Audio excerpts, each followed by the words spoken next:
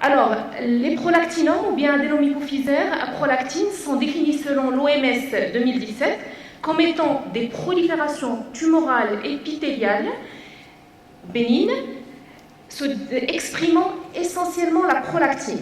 Il se développe à partir de la lignée PIT1 des cellules adéno-hypophysaires. Ce qu'il faut savoir, c'est qu'actuellement, durant la nouvelle classification de l'OMS 2017, on ne parle plus seulement de l'expression des cellules tumorales à la prolactine, mais au facteur de transcription qui a poussé la cellule souche à se différencier vers une cellule sécrétant la prolactine. Selon la définition de l'OMS, il existe 3 types histologiques. Il y a le sparsely granulated adenoma, c'est-à-dire un adénome qui est pauvre en granules, qui est le plus fréquent dans les adénomes hypophysaires, le densely granulated adenoma, c'est-à-dire l'adénome qui est riche en granules, et un adénome assez rare, qui est l'adénome à cellules souches acidophiles. Comme vous savez tous, l'hypophyse contracte des rapports importants avec différentes structures cérébrales. Ça marche pas là. Donc l'hypophyse contracte des rapports importants avec les différentes structures cérébrales, et donc un adénome à prolactine qui est agressif, il risque premièrement de comprimer le chiasma optique, d'infiltrer le sinus sphénoïdal et les structures adjacentes. Deuxième chose, le carcinome hypophysaire n'est défini que par la métastase.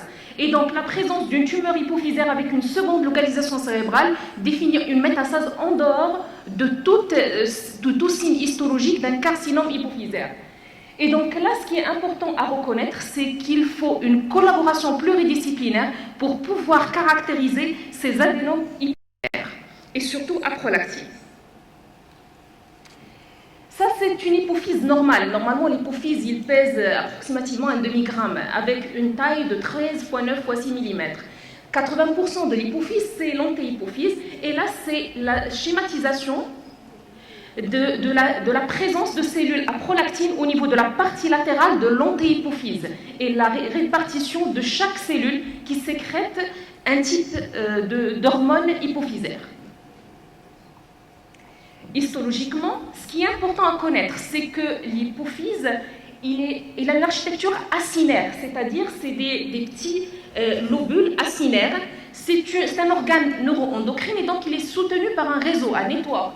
Ce réseau, il est réticuline formé, c'est-à-dire que la disparition de cette architecture acinaire qu'on met en évidence grâce à la réticuline permettra de définir la prolifération tumorale hypophysaire. Pourquoi tout ça? Parce que les prélèvements qu'on reçoit au service d'Anapathe sont des prélèvements de petite taille. Et on peut avoir cet aspect. Et comment on peut savoir est-ce que c'est une glande normale ou bien c'est tumoral? Du fait qu'il n'y a pas de critères histologiques qui orientent vers la différenciation entre ce qui est normal et tumoral en dehors de cette disparition, de cette trame réticulinique, de ce réseau réticulinique. Il faut savoir que l'adénome à prolactine est un diagnostic qui est pluridisciplinaire. Il englobe tout ce qui est clinique, l'endocrinologue, le radiologue. Ce qui est important actuellement dans la classification de l'OMS 2017, c'est que l'agressivité n'est pas seulement histologique, mais il est essentiellement radiologique. Deuxième chose, l'anapathe s'est élargie depuis la morphologie jusqu'à l'histochimie, c'est-à-dire la recherche de ce réseau réticulinique, jusqu'à l'immunohistochimie, c'est-à-dire qu'on caractérise les sécrétions moléculaires, les sécrétions protéiques de ces cellules tumorales. Et troisième chose, peut-être génétique, et surtout quand on est devant des pinéaloblastomes, qui est la nouvelle entité 2017. Alors, les adénomes hypophysaires sont fréquents, mais ils sont fréquents surtout dans les séries autopsiques, et non pas dans tout ce qui est clinique. Et 50% approximativement des adénomes hypophysaires sont des adénomes à prolactine, dans le sous-type histologique et le sparsely granulated adenoma, qui est le pauvre en granules. L'incidence est faible en chirurgie. C'est une pathologie, comme vous savez tous, de la femme jeune, entre 21 et 40 ans. Et l'adénome, il est rare chez l'homme, mais quand il est là, généralement, il est agressif. Généralement, soit c'est des macroadénomes qui dépassent 1 cm au niveau radiologique, ou bien un adénome géant qui dépasse 4 cm. L'étiologie reste quand même inconnu. Il y a une implication dans les données de l'OMS de l'oestrogène gestationnel, mais ça reste controversé. Ce qu'il est important de savoir, c'est qu'on a des adénomes hypophysaires essentiellement de l'hypophyse, mais on peut avoir des situations ectopiques. Et c'est ce qui pose la difficulté, c'est de ces adénomes hypophysaires. On peut avoir des adénomes au niveau du chiasme optique, au niveau de la région cellaire et paracellaire, au niveau du méa moyen nasal, au niveau aussi de l'os temporal. Et ça pose un problème. Est-ce que c'est un adénome bénin ou bien c'est un carcinome? Puisque la définition d'un carcinome, elle est essentiellement la présence de métastases. D'où l'intérêt de corroborer les données cliniques, radiologiques et à la patte pour dire est-ce qu'il y a une tumeur au niveau de la selle turcique plus une autre tumeur ailleurs qui définit le carcinome, ou bien c'est la selle turcique, il est indemne de toute prolifération tumorale et la lésion, elle est essentiellement ectopique. Alors, comment on fait une approche diagnostique en anapath? Nous, on reçoit des petits fragments biopsiques, moins de 1 gramme ou bien maximum de grammes. Comment on va élaborer un diagnostic? La première des choses, c'est qu'il faut qu'on ait la radiologie. Et d'ailleurs, au service d'anapath, on ne peut pas recevoir un prélèvement cérébral, que ce soit hypophysaire ou autre, sans qu'on ait la radiologie. C'est important. Pourquoi? Parce que la selle turcique peut être le siège d'un adénome, oui, mais peut être le siège d'autres lésions, que ce soit tumorale ou non, bénigne ou maligne. Deuxième chose, il faut qu'on cherche l'agressivité de cet adénome sur le plan IRM. Et puis, on regarde la lame histologique. Est-ce qu'il y a une disparition de réseau réticulinique ou non? C'est une tumeur neuroendocrine, c'est bon. Et il n'y a pas il y a une disparition de réseau réticulinique, disparition des acénies. Là, on passe à caractériser les cellules par étude immunohistochimique en utilisant les 6 anticorps que vous connaissez tous, c'est-à-dire la GH, la prolactine, TSH, FSH, LH. Et actuellement, on est obligé de faire l'alpha sous unité. Une fois qu'on a caractérisé les sécrétions de ces adénomes, c'est-à-dire est-ce que c'est à prolactine ou bien il y a des adénomes qui sont plus résécrétants, là, on passe à l'index de prolifération, c'est-à-dire l'agressivité, et combien de cellules ont entamé le cycle cellulaire. Et donc, si ça dépasse 3%, là, on est devant un adénome quand même qui est agressif. Là, c'est la dernière classification de l'OMS 2017 et qui met en évidence la présence, oui, de l'adénome comme pathologie la plus fréquente, dominée par l'adénome à prolactine, mais aussi il y a le carcinome pituitaire, la nouvelle entité qui est le blastome pituitaire et qui est une entité du jeune enfant, les craniopharyngiomes, les tumeurs neurales et paraneurales qui naissent à partir de la post-hypophyse, les tumeurs aussi mésenchymateuses, un méningiome qui peut naître au niveau de la selle turcique puisque les méninges tapissent la selle turcique, les cordomes qui sont des tumeurs qui siègent au niveau de l'axe crânio-caudal. Il ne faut pas oublier les tumeurs germinales puisque normalement les cellules germinales colonisent essentiellement le testicule et l'ovaire, mais une anomalie de migration, soit vers le haut, vers la base du crâne ou le thorax, ou bien vers la partie inférieure du coccyx, peut donner une naissance de tumeur germinale. Et la selle turcique peut être le siège d'une tumeur germinale. Tout ça fait la difficulté de la pathologie hypophysaire, mais une approche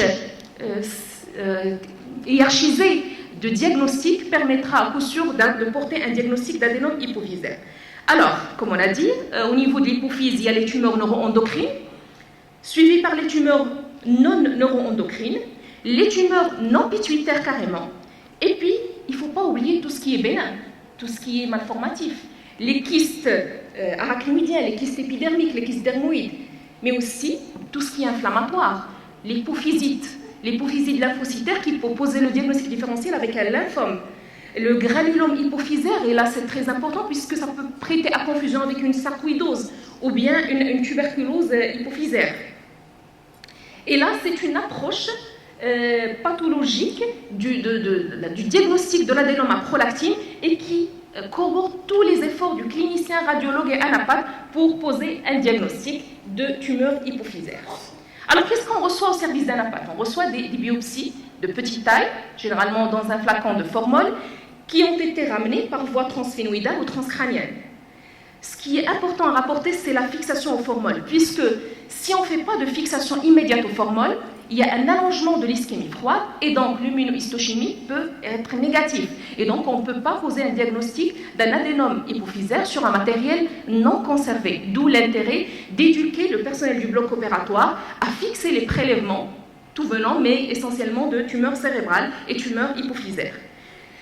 Au service d'Anapat, on fait une coloration standard à l'hématéinosine qui permet de voir l'architecture et la cytologie d'une tumeur hypophysaire, mais aussi, ce qui est important, on fait une coloration à la réticuline pour chercher la disparition de cette trame réticulinique, et l'étude immunohistochimique vient pour, premièrement, caractériser les sécrétions hormonales, notamment à prolactine, HGH, ATSH, LH, FSH, alpha sous-unité.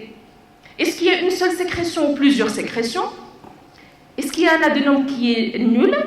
Deuxième chose, il faut qu'on caractérise l'agressivité de cet adénome par le Ki67 qui est un index de prolifération. Et puis, en dernier, et qui est la nouveauté de l'OMS 2017, c'est surtout les facteurs de transcription. C'est-à-dire, quel est le facteur de transcription qui a poussé la cellule souche à se différencier vers un adénome à prolactine ou un autre adénome. La microscopie électronique est réservée aux centres spécialisés. Là, c'est très beau, c'est pas la réalité, parce que là, c'est un adénome hypophysaire autopsique. Ce qu'on reçoit, nous, c'est des petits prélèvements. La taille de prélèvement, elle est importante, puisque un microadénome, c'est moins de 1 cm, un macroadénome, c'est supérieur entre 1 et 4, et un adénome géant, c'est supérieur à 4 cm. Généralement, les prélèvements sont de couleur brunâtre, puisqu'on a une sécrétion d'hormones, donc généralement, c'est jaune chamois, rougeâtre. La consistance, elle est molle. On peut avoir une pseudocapsule lorsqu'on a un adénome bénin, mais si c'est mal limité, là, c'est surtout en péropératoire, on a une tumeur qui est extensive. Et puis, les remaniements comme la fibrose, comme les kystes, les calcifications, ça se voit dans les adénomes qui sont traités par un traitement médicamenteux. Qu'est-ce qu'on remarque à l'histologie? Là, on a fait nos prélèvements, on les a mis dans une cassette, on a coupé, on regarde la prolifération tumorale. Alors, la prolifération tumorale, excusez-moi, ça ne marche pas le pointeur. Alors, la prolifération tumorale, il est d'architecture endocrinoïde, c'est-à-dire qu'on ne voit presque que les cellules tumorales. Le stroma, il est fin, grêle, fibrovasculaire, mais ce qui est important à noter pour le pathologiste, c'est la disparition des acinies. C'est quoi les acinies? C'est des structures arrondies d'organisation cellulaire en acinies. Deuxième chose, les cellules se ressemblent, elles sont monomorphes, elles sont parfaites, il n'y a pas d'identité cytonucléaire, il n'y a pas de mitose anormale. Généralement, c'est ça l'adénome hypophysaire et aussi à prolactine.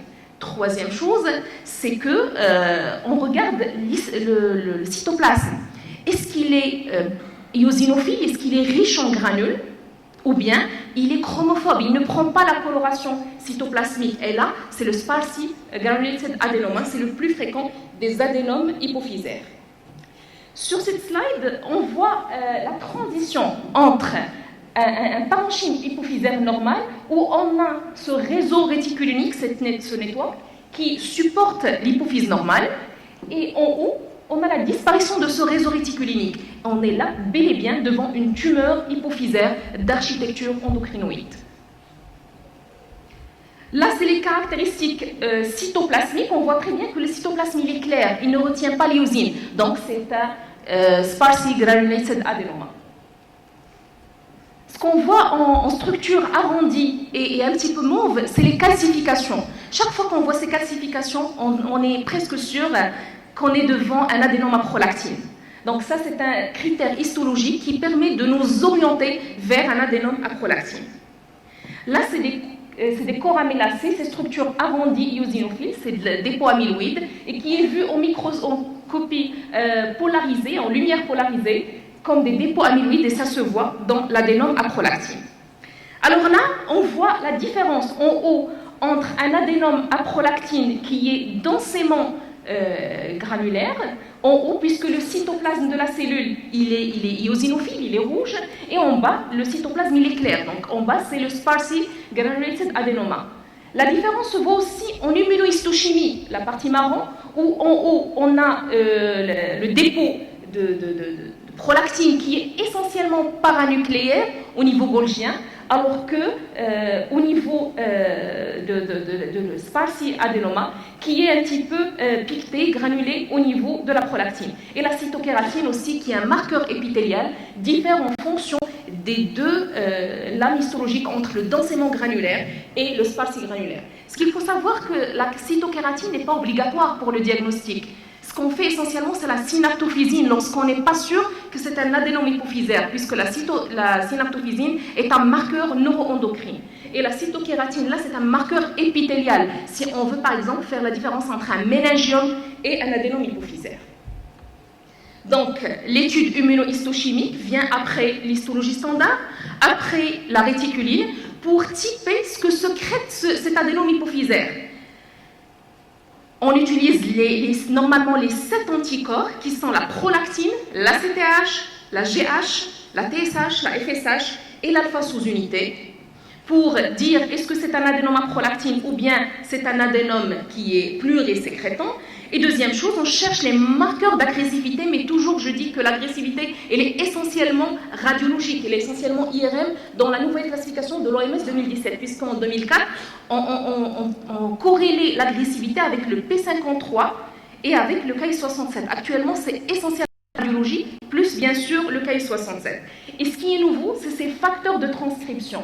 Puisque chaque cellule tumorale naît à partir d'une cellule souche, et qu'est-ce qui a poussé cette cellule souche à se différencier vers un adénome à prolactine ou un adénome à GH ou autre, c'est ces fameux facteurs de transcription qui poussent la cellule à se différencier vers un ou plusieurs sous-types de l'adénome hypophysaire. Là, c'est un adénome à prolactine qui est sparsely granulated. Et là, on voit une expression cytoplasmique paragolgienne en marron des cellules tumorales à l'anticorps anti-prolactine.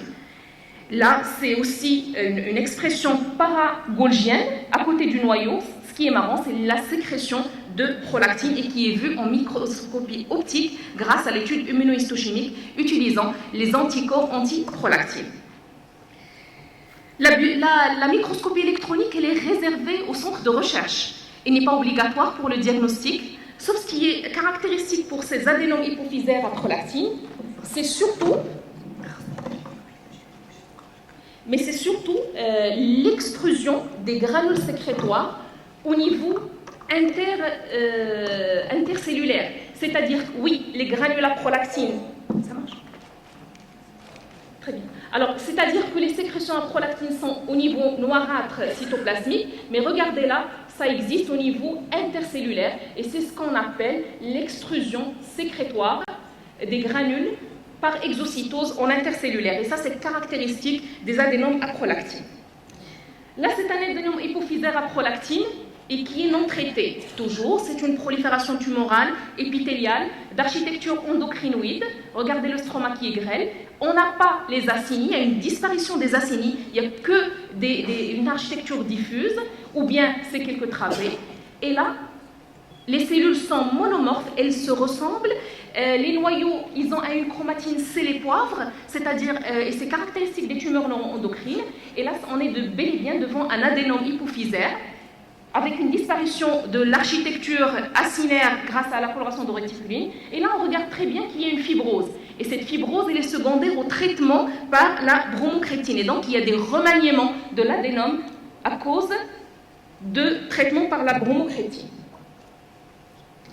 On a vu qu'il y a des adénomes qui sont monosécrétants, qui sécrètent que la prolactine, bien qu'il y ait des adénomes qui sont combinés. Et durant notre pratique quotidienne, on remarque que c'est assez fréquent quand même. C'est pas si rare que ça. Et pour les adénomes à prolactine, il y a des adénomes qui sont combinés. Et les plus fréquents qu'on trouve, c'est les adénomes mammassomatotropes. Ça veut dire quoi? Ça veut dire que la cellule hypophysaire sécrète la GH, mais il sécrète aussi la prolactine. Et ce qui est aussi marrant, c'est que c'est la même cellule qui sécrète les deux hormones. Dans les adénomes mixtes HGH et prolactine, c'est une prolifération adénomateuse. Il y a des cellules qui sécrètent la prolactine et d'autres qui sécrètent la GH. Et donc, c'est ce qui fait la différence entre l'adénome mammasomatotrope où c'est une seule cellule qui sécrète les deux hormones, et là, c'est deux cellules distinctes de la prolifération tumorale, comme si on avait deux clones de tumeurs, un qui sécrète la GH et l'autre la prolactine. Et là, un autre sous-type qui est rare, heureusement, mais qui est agressif, qui est l'adénome acidophile à cellules souches, stem cell adénoma acidophilique. Et là, il est agressif, il est caractérisé par une sécrétion de prolactine modérée avec un GH qui est faible. Donc il faut très bien voir les lames et chercher les sécrétions. Et aussi, il y a d'autres adénomes qui sont plus hormonaux, qui sécrètent à la fois la TSH, la GH et la prolactine. Et c'est ce qui a poussé les gens qui travaillent au niveau des adénomes hypophysaires à penser à ces facteurs de transcription, à ces lignées de différenciation. Ça, c'est un cas du CH Mahitis de Marrakech, qu'on a vu avec le professeur Ansari et le professeur Mrari. Et là, c'est une prolifération tumorale endocrinoïde où il n'y a pas d'acini. Et les mêmes cellules, regardez, ils sécrètent la prolactine et les mêmes cellules qui sécrètent la GH. Et donc, on est bel et bien devant un adénome mamma-somatotrope.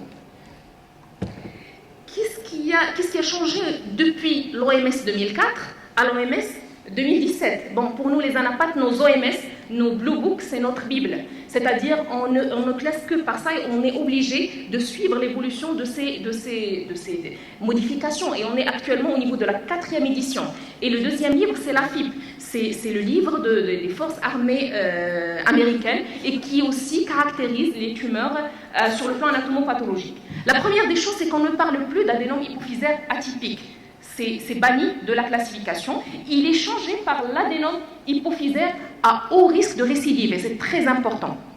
Deuxième chose, c'est que ce caractère à haut risque de récidive, il est caractérisé par une croissance rapide, d'où l'intérêt d'une corrélation avec la clinique, avec la radiologie, le suivi du patient. On n'a pas à répondre sur un prélèvement avec une fiche d'anapathe non remplie. C'est important pour le malade, pour qu'on arrive à un diagnostic sûr et un diagnostic positif et exact.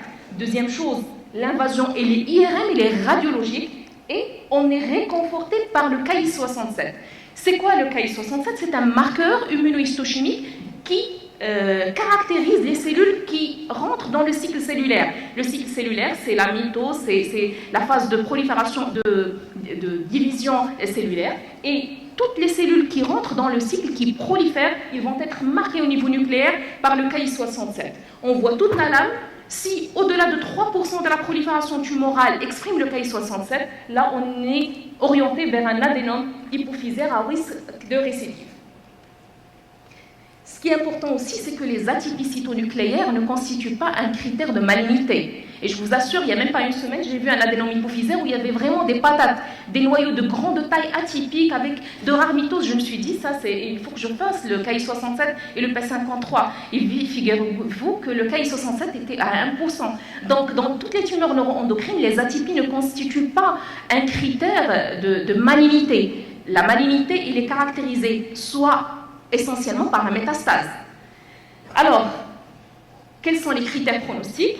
Il y a les adénomes hypophysaires typiques, les bénins, qui ne métastasient pas. Alors, ils sont caractérisés par une prolifération monomorphe, sans atypie, avec un KI qui est très faible et une croissance qui est lente. Et généralement, c'est des tumeurs bien délimitées à l'IRM et non invasives. La nouvelle entité, l'adénome hypophysaire à haut risque de récidive, il est caractérisé par une agressivité IRM, un envahissement de la cellule turcique, de chiasma optique et des structures adjacentes, une activité mitotique qui est augmentée, mais j'ai mis un point d'interrogation parce que, en fin de compte, c'est l'agressivité radiologique, le KI67 qui est au-delà de 3%, et le P53 qu'on utilisait avant, mais actuellement, il n'est pas très recommandé au niveau de l'OMS 2017, puisque ça ne rapporte pas plus que le KI63. C'est vrai que lorsqu'on a une tumeur qui est à haut risque de récidive, il est élevé, mais bon, il n'est pas obligatoire. Ce qui est obligatoire à réaliser, c'est surtout les 7 hormones avec la phase sous unité et le KI67. Le carcinome qui est caractérisé essentiellement par les métastases systémiques au cérébrospinal, d'où l'intérêt de voir la cellule turcique et une autre tumeur ailleurs, et qui est caractérisée sur le plan biopsique par une prolifération adénomateuse. Et elle peut survenir sur un adénome hypophysaire qui est connu, ou bien sur de nouveau, c'est-à-dire naître à partir d'une cellule turcique normale. Et là, 75% des carcinomes sont fonctionnels, et on peut avoir des adénomes hypophysaires sur tissu hypophysaire ectopique, et qu'il ne faut pas confondre avec une métastase hypophysaire. Et toujours il n'y a pas de corrélation entre le comportement clinique et l'aspect histologique quelque part. C'est-à-dire que la sécrétion particulière d'un adénome ou d'un carcinome ne permet pas de dire ça c'est un adénome et ça c'est un carcinome. Alors, ça c'est un tableau que j'ai pris de l'ACTA neuropathologie et qui c'est un article qui résume ce qui a été rapporté dans la classification de l'OMS 2017. Toujours l'adénome hypophysaire qui est classique, le versant malin et l'adénome à haut risque de récidive. Et là, on a des critères qui peuvent nous orienter vers cette agressivité. Par exemple, un adénome avec une activité proliférative élevée, le Ki67 élevé. Deuxième chose, des sous-types particuliers, le sparsely granulated adenoma qui sécrète la GH, l'adénome prolactinique chez l'homme, ça c'est agressif, l'adénome corticotrope qui est silencieux, l'adénome à Croxel et un adénome plurihormonal qui exprime un facteur de prolifération, un facteur de transcription qui est le PIT1. Là, c'est un exemple d'un adénome hypophysaire à haut risque de récidive. Regardez la prolifération tumorale, adénomateuse, pas d'atypicité nucléaire, la prolactine qui est sécrétée au niveau paragolgien. Et là, regardez le Ki67, si on fait un rapport de pourcentage, c'est approximativement 30%. Donc, on dépasse 3%, il est à haut risque de récidive. Et là, regardez le marquage nucléaire à la P53 et qui témoigne de l'agressivité de cet adénome. Quelle est la deuxième chose qui a été ajoutée au niveau de la classification de l'OMS 2017? C'est ces fameux facteurs de transcription, c'est ces molécules qui poussent une cellule souche à se différencier vers la sécrétion de prolactine ou bien la sécrétion de GH ou autre.